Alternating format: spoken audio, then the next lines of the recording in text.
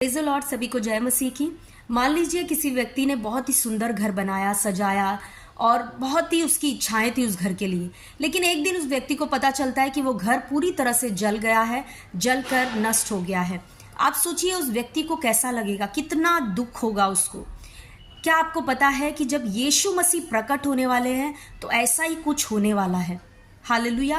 पहला कुरिन्थियों उसके 3 अध्याय में जब 10वें वचन से आप पढ़ोगे तो वहां पे पौलुस कहता है कि मैंने एक बुद्धिमान राजमिस्त्री के समान नींव तो डाल दिया मैंने, और वो नींव यीशु मसीह है। यानी मैंने आकर तुमको सुसमाचार सुना दिया, मैंने ये बताया कि यीशु के वजह से तुम्हारा उद्धार हुआ है, नींव डाल दिया मैंने, कलीसिया बना दिया। लेकिन अब इस कलीसिया को बनाने के लिए, या इस कलीसिया को इस नींव के ऊपर जो तुम बना रहे हो वो कौन से मटेरियल का इस्तेमाल कर रहे हो, किस प्रकार का रद्दा रख रहे हो।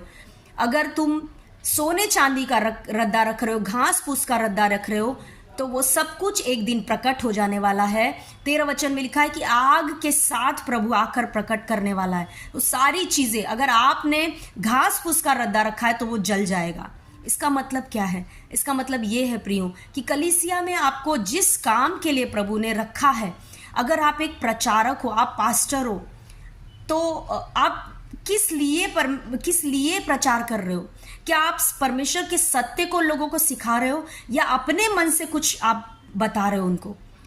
आप किस हृदय से परमेश्वर के लोगों को प्रचार कर रहे हो? मैं किसी का न्याय नहीं कर रही, मैं सत्य की बात कर रही हूँ। अगर आप कलीसिया में अगुए हो, लीडर्स हो, आप किस लिए काम कर रहे हो? क्या आप परमेश्वर से प्यार करते हो, उसके लोगों से प्यार करते हो, उस लिए कर रहे हो, या आप किसी को दिखाने के लिए कर रहे हो कि मेरा पास्टर खुश होगा, मेरे अगुए लीडर्स जो है मेरे ऊपर वो खुश होंगे? अगर आप आराधक हो, आपकी आराधना किस लिए हो रही है? क्या वो परमेश्वर के लिए हो रही है, या आप अपनी महिमा करने के लिए वहां पर खड़े होकर आराधना कर रहे हो कि मैं अच्छा गाता हूं, मैं कैसा दिखता हूं उसके लिए? हालेलुया। आप जो कुछ भी छोटा से छोटा काम कलीसिया में कर रहे हो, जो भी रद्दा आप रख रहे हो, वो रद्दा आपका सोने का है, चांदी का है, बहुमूल्य पत्थर का है, या घास फूस का रद्दा है। आप कुछ भी अगर प्रेम से कर रहे हो, परमेश्वर के प्रेम से, परमेश्वर के लोगों के लिए प्रेम से कर रहे हो, कलीसिया से आपको प्यार है इसलिए कर रहे हो, तो वो हमेशा के लिए बना रहेगा। और आप, लिखा है वचन में, 14 वचन में, कि वो मजदूरी पाएगा। आप मजदूरी पाओगे, आपको प्रतिफल उसका मिलेगा।